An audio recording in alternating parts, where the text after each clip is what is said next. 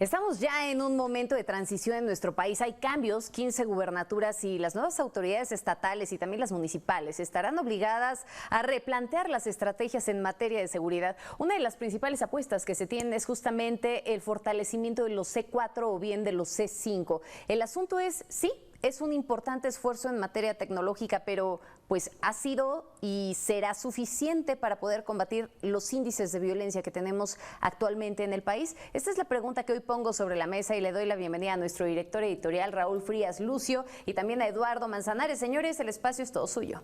Gracias, Magda. A ver, en los nuevos gobiernos y en los actuales, el tema del uso de la tecnología a favor de la seguridad, de la educación, de la salud, desde luego que es muy importante, pero hay que utilizarla bien, Eduardo, desde el particular punto de vista. Hemos escuchado a lo largo de esta mañana diferentes opiniones, puntos de vista muy valiosos de nuestros expertos invitados a Mega Noticias sobre el tema de la utilización de la tecnología en cuestiones de seguridad. Y la tecnología pues no basta con tener muchas cámaras, no basta con tener un buen programa de inteligencia artificial, no basta con tener un buen C5 en muchas ciudades, porque lamentablemente se requiere de otros elementos, es decir, bueno, se necesita sí la tecnología que se ha convertido en un aliado importante para la cuestión de seguridad, pero no basta solamente tener muchas cámaras y tener muchos programas y software necesarios. Se necesita un acompañamiento de parte de capacitación, de suficiente capacidad de respuesta operativa para que cuando se detecte un hecho delictivo, cuando algún ciudadano apachurre un botón de emergencia, haya la capacidad para responder con eficiencia, con rapidez, con capacidad de seguimiento para hacer esto, porque si no, Eduardo, desde mi punto de vista, simplemente nos quedamos los ciudadanos más frustrados de ver cómo se cometen delitos, cómo asaltan en las combis, en los minibuses, cómo llegan a una tienda a un Oxxo y lo asaltan, y no pasa nada. Entonces el ciudadano nos quedamos frustrados de ver, pues sí, lo estamos viendo en imágenes, estamos viendo cómo ocurrió el delito, pero lamentablemente se queda ahí y esto se llama impunidad también, Eduardo. Así es, y la impunidad, Raúl, te saludo con mucho gusto. La impunidad pues es la madre de la corrupción, eso no hay que olvidarlo. Y mira, a todo lo que tú le has sumado a este interesantísimo tema de la tecnología en materia de seguridad pública, yo le sumaría inteligencia, Raúl. Sin inteligencia, de nada sirve un C2, un C3, un 4, un 5, un 5I. Y esto obviamente combinado con muchos otros mecanismos, muchos otros sistemas, sin contar con la obsolescencia ya del equipo que actualmente hay en la mayor parte del país. ¿Por qué? Bueno, pues porque se le ha apostado por los últimos 18, 19 años a una sola empresa proveedora, que esa misma empresa pues ha declarado que ya está obsoleto su mecanismo y su sistema. Entonces, pero es inteligencia, Raúl. Mira, déjame te pongo un ejemplo.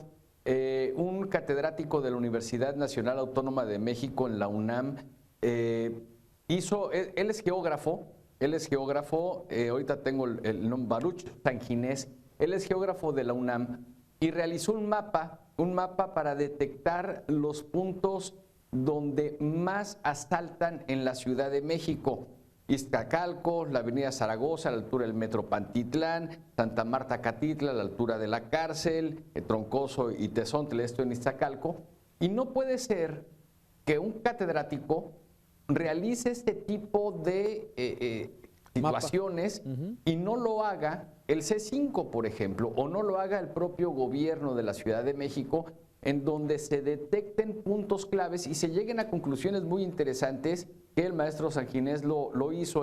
No es algo generalizado, se tienen focalizados los puntos donde mayor asaltos ocurren. Y esto ha sido histórico, sobre todo en la capital del país. Mira, yo recuerdo, Raúl, te estoy hablando cerca de 1998, a las afueras del Centro Médico Siglo XXI, había un letrero verdaderamente grande que decía: precaución, pasando este punto, usted ya no está en una zona segura. Y esto pues era realmente lamentable, decir, a ver, pues si ya saben que pasando la puerta del siglo XXI es la zona más insegura de la capital del país, ¿por qué no hay una mayor vigilancia? Estamos hablando desde el siglo pasado, finales del siglo pasado, Raúl. Entonces, todo esto ha evolucionado, sí se ha invertido en tecnología, en materia de seguridad pública. Lamentablemente no vemos un trabajo de inteligencia en donde se coordinen todas las áreas para poder llegar al momento justo, al momento oportuno, o bien para poder seguir a un delincuente. Entonces, aquí hablamos incluso de todo coordinado, hasta los semáforos, Raúl.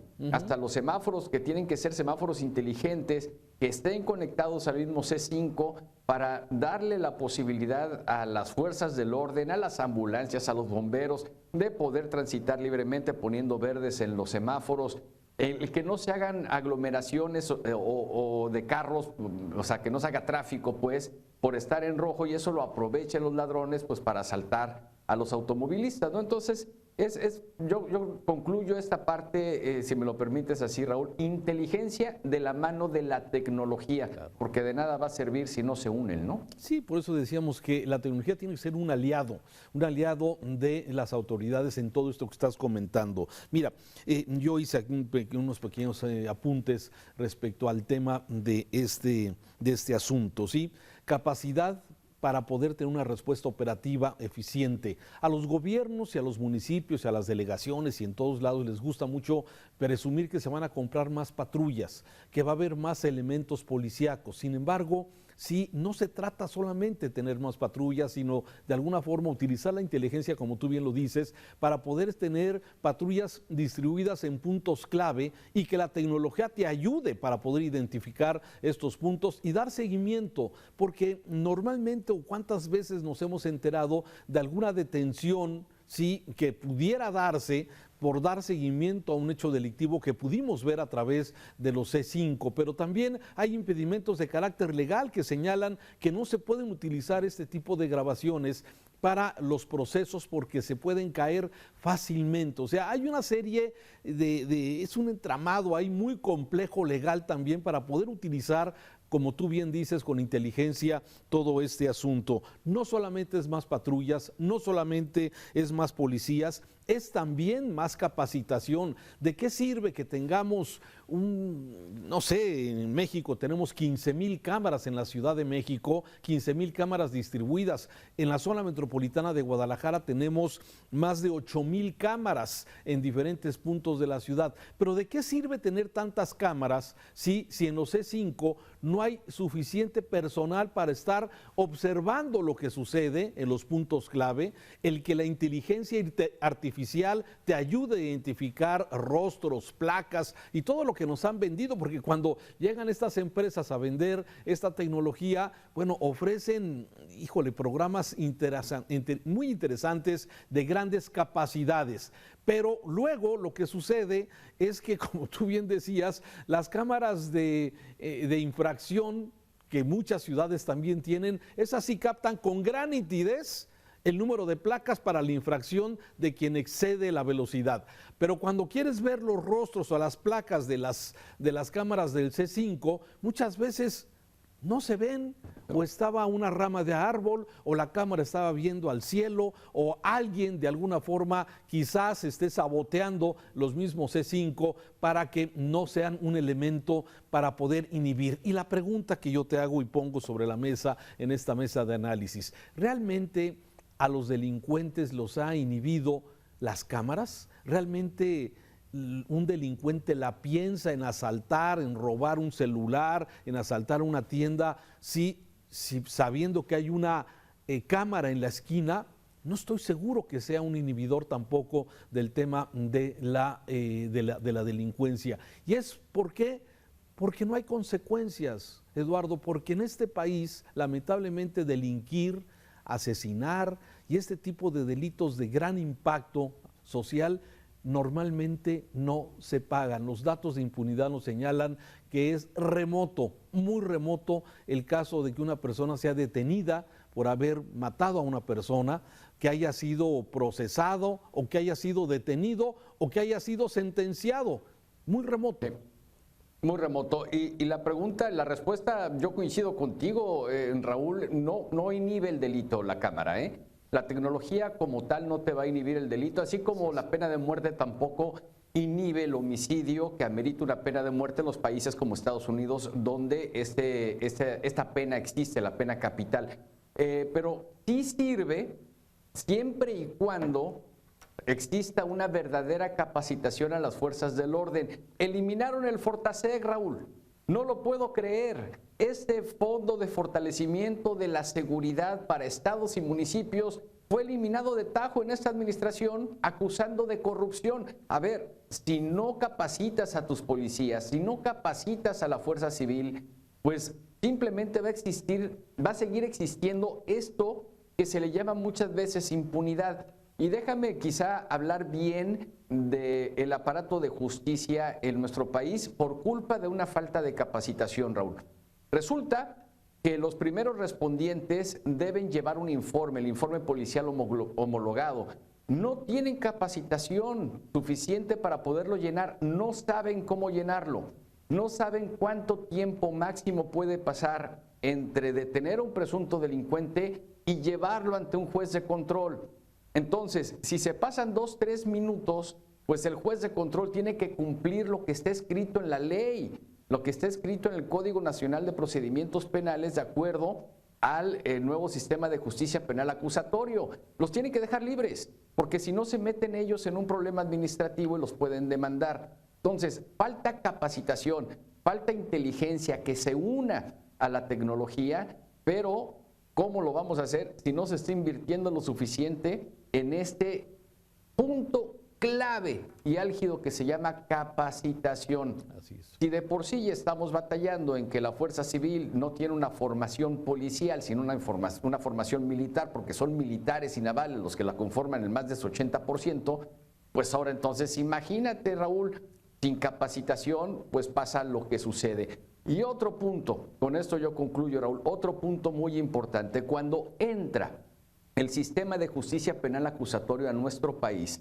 muchos de los fiscales dejaron a la fiscalía para convertirse en abogados defensores, conociendo ya el proceso. No es ilegal, pero se pasaron del otro lado. Entonces llega una persona, oye, ¿hace cuánto te detuvieron? No, hace 3, no, ya se pasó 1 hora, yo te defiendo. Van y lo sacan. Sí. Conociendo el sistema de justicia penal. Entonces, si ya saben cuál es el ABC, pues sigan el ABC para que le puedan sumar el D, la E, la F, la G y la H, ¿no? Qué complicado hemos hecho todo esto y lamentablemente eso redunda en tener una gran impunidad y eso desde luego con la frustración que genera en la población. Conclusión de esta mesita que hicimos, bueno, desde luego la utilización de la tecnología es un gran aliado para la cuestión de seguridad, pero no basta solamente con la tecnología, se necesita capacitación, capacidad de respuesta, capacidad operativa y sobre todo tú hiciste énfasis en este tema, la capacitación para que todos los que están involucrados en un sistema procesal, en un sistema de impartición de justicia, estén y tengan la capacitación necesaria para que no se den estos casos. Es que lo tuvimos que soltar, sí es el delincuente, pero lo tuvimos que soltar por procedimientos, porque no se siguió el procedimiento y eso es muy, muy lamentable. Hay que seguir trabajando, hay que seguir utilizando la tecnología, desde luego, pero también hay que seguir con la capacitación importantísima de esto. Eduardo, muchas gracias. No, para servirte, Raúl, el agradecido soy yo. Muy buenas tardes y buen provecho a todos los que ya están comiendo en casa. Gracias.